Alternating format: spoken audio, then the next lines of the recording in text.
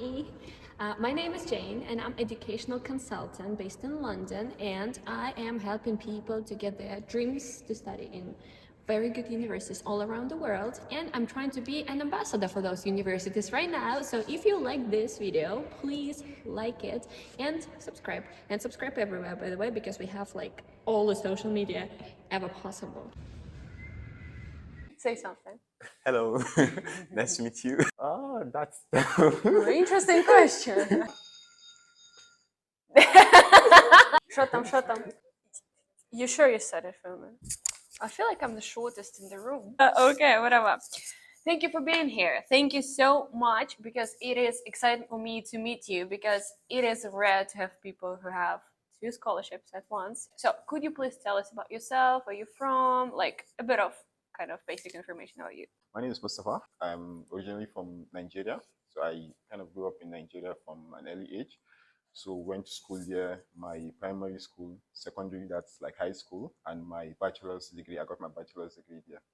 So overall, it's been kind of great, like intermingling with people. So I did get to travel, but not super much. I did went to South Africa, went for a 1-week event and got to meet people and interact too. So it was great.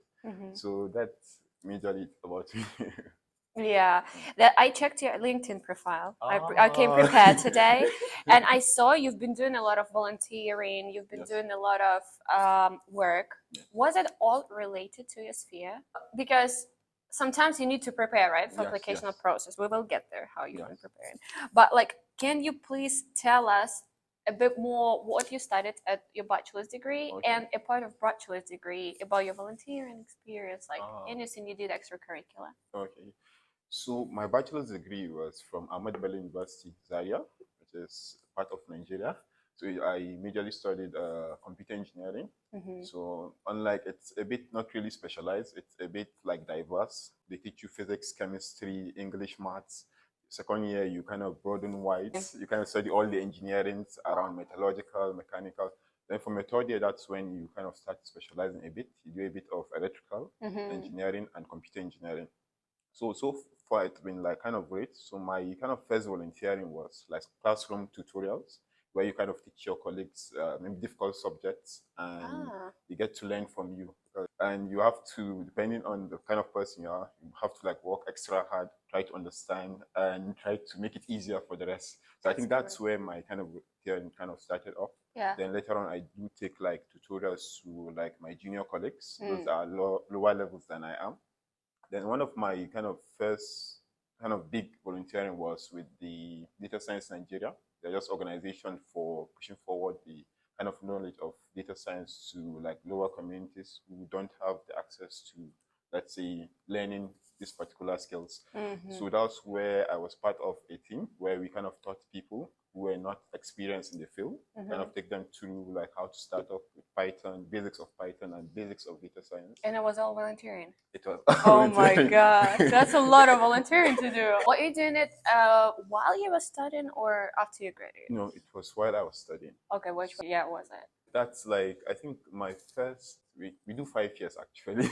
Oh yeah, that's a big difference, because here it's 3 years bachelor's degree. 3 Yeah, years. that's very important. Yeah. And do you recommend people to start early in terms of gaining this whole experience outside classroom? Yes, I think it's perfect. The earlier you start, the more better you get in the process. But I think grades too matter much. So you have to get that kind of balance between like grades and extracurricular activities. Starting early, you get exposed to all these things, and you kind of try to give back as a person. Let's see, taking out the scholarship out of the whole picture, impacting others, it's like very, very valuable as a person. So, and in the future, it really helps a lot. Yeah. So moving forward, why London? I think that's a really tough question, because I really didn't have much preference. To be very sincere, I wouldn't say London was my first choice. I kind of applied to US schools. So I got to Brown University, but there was no funding. So I had to like kind of let it go. It is Ivy League, just to make sure. This is great. But like London came out of, I applied to US schools. So I wasn't really exposed to kind of the application process at first, because my interest was more towards US schools. Then the DeepMind offer came in, which was very tempting. Yeah. And I just had to. So you just decided to go for Queen Mary. Yeah? Yes, Queen Mary So was my best option there. why Queen Mary? What were your expectations from Queen Mary? I think my first expectation from Queen Mary was the quality of education, because it's like a Russell Group university, so Yeah, that's it's actually like cool. really incomparable to maybe most of the rest, and it's a bit challenging here. So what you're studying now? Masters in artificial intelligence, focused towards the computer vision and robotics. So as far as I know, you got 2 big scholarships for this. My favorite topic is starting here. Could you please tell us a bit more? So I know you got DeepMind and you got the McKinsey scholarship. Yeah. What is the total sum of them, and what do they cover? So for DeepMind, I would say it's like fully funded, both your tuition and your living expense. So that's Okay. like completely full.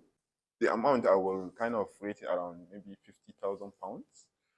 So that's that's like the tuition. Tuition is about slightly less than £30,000. Yeah. Then the living expense, it's around, let me see, Like 12. let's say 12. Yes, Yeah. thank you. Then there are a bit of other bonuses that are coming, like you get money to buy a device, so you can buy like any device you want. Which device did you buy? Yeah, it can be a MacBook Pro. MacBook. Did you buy it already? Yeah, I did buy, but not a MacBook. Then there are other expenses for you to travel, maybe to conference or summer schools. So As many as you wanted. you're limited.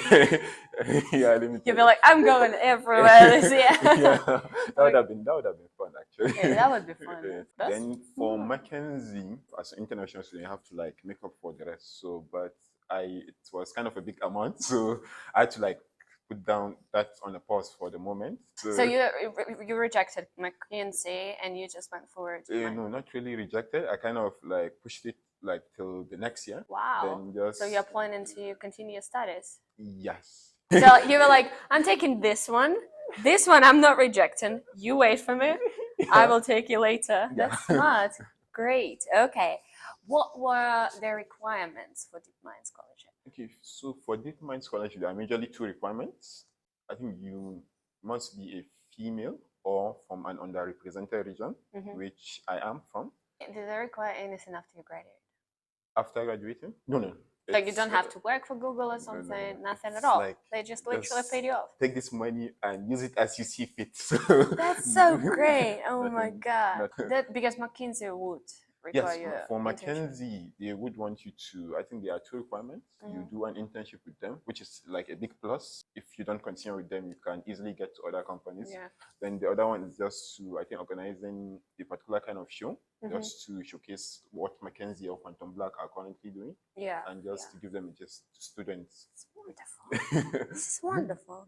So, in your opinion, what helped you to get those scholarships? For me, I won't see that it's like a total one answer to that. There are perhaps a number of reasons. So I do feel like one major thing for me, it's like kind of your academic performance beforehand. So I think one key thing I will always advise anyone is like do well in your academics. Yeah. As it's okay to be above average, but do the best you can. And one other thing, as you mentioned, the volunteering. For me, I feel like volunteering for these particular scholarships are not really a requirement. They'll kind of look at maybe what has this person given back to society. So how did a regular day in your life look like when you were applying, while you were like a year ago in this whole process? When I started application, I just finished school, so I was almost like basically free. A day would look like perhaps me looking at websites, looking for the available scholarships and looking at the requirements. Then, so sitting days and days researching, right? Researching, like looking at past scholars, like looking at their profile. Did you text them? I think I only texted a few after I've gotten through the process. For DeepMind, I didn't really text anyone. I just like had to do it. It was like close to a deadline. Yeah. Because you had to wait for the admission first before I apply for DeepMind. I got the admission just about some few weeks before the deadline, and it's a bit kind of a bit tempting. Should I apply? Should I not apply? I just said, why not?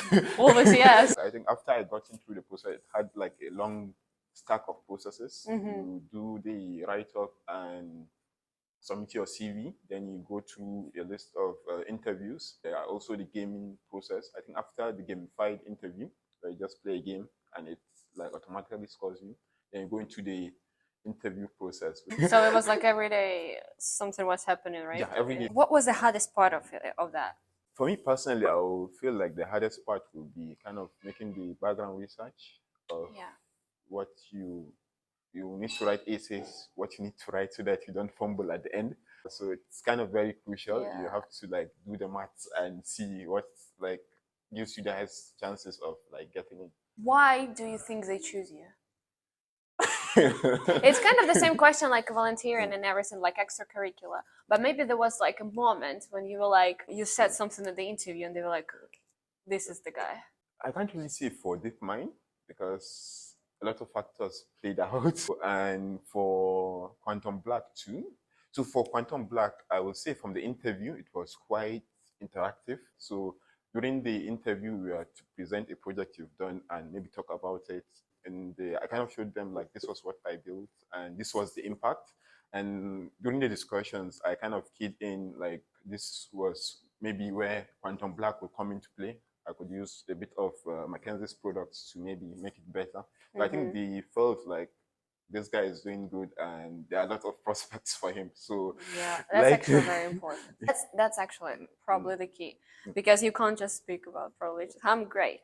I'm great because of this, and that. That's a good point. Yeah. What would be your advice for those students who are watching this video and they're willing to apply anywhere? It doesn't matter where, like just apply. I think most importantly, start early because you'll be competing with a lot of students. So you have to kind of prepare early and make sure you put in the maybe near perfect application without mistakes. Then the other thing, as I have emphasized, academic performance is key. So it doesn't really matter if you are average, but try to do as best as you can. Then finally, just submit. Don't worry. Do not forget. Just submit. Don't be tempted to like put yourself down. Yeah. Maybe just have the confidence to just submit. So you never know. Yeah, you never know. You never know. That's right. What are your plans after you graduate? So for me, I kind of really want to do a PhD, but within the lines of a PhD, maybe dabble into the industry and maybe work for a year or so before kind of moving to PhD. Then let's see after the PhD, then I'll see what next. You haven't applied anywhere yet. You're just yes, my applications will start by September. Okay. That's for the PhD. That will be for 2024. Then after that, I'll have like for a year. So maybe do what I want, perhaps travel also. Yeah, travel conferences as promised by DeepMind, right? Yeah. So let's see. But my main goal for the next 3 to 5 years, perhaps get a PhD. Yeah. So are you happy about it? Yeah, super happy. Would you recommend this path for people? I think it's a bit subjective. So for me, it's something I really wanted to do at an early age. So I think it depends on one's interest. That's all my questions. Nice. Thank you so much. It was really a pleasure. Thank you so much. Thank you.